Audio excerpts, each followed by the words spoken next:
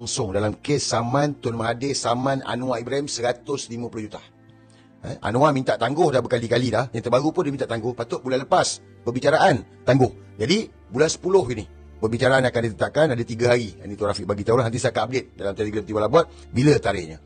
Dan Tuan Rafiq bagi tahu, dia kata ini perbicaraan. Bermaknanya Tun Mahathir akan datang, hadir bagi keterangan. Anwar tak payah datang pun tak apa.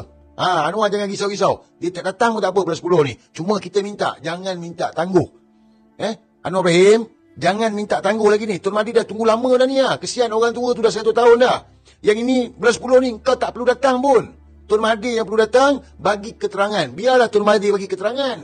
Sebab kita semua nak tahu, betul tak? Rakyat nak tahu apa benda ni. Tun kena cerita lah Tun. Jadi Tun nak bagi keterangan dalam mahkamah dengan bersumpah. Tun akan bagi keterangan secara bersumpah. Sebab saya dah tengok dalam kes Zahid Hamidi.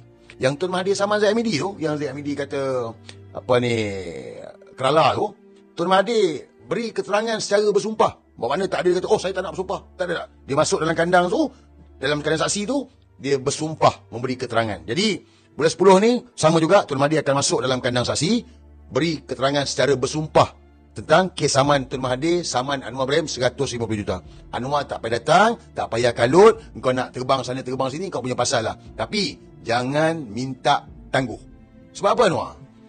Sebab tengoklah macam hari ni. Hari ni kau gunakan azam belen lagi tu, anjing kau tu. Cerita tak ada angin, tak ada ribut. Tak ada angin, tak ada ribut.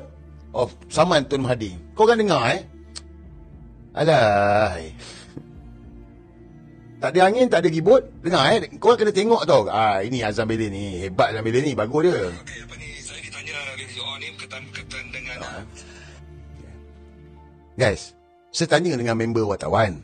Saya ni pun ada kenalan wartawan. Saya tanya member wartawan. Betul ke korang tanya pasal kes saman Tun Mahathir, kes Tun Mahathir tu? Tak ada. Dia keluar-keluar, dia terus cakap. Korang tengok video ni betul-betul. Saya nak bagi korang zoom dekat-dekat sikit lah.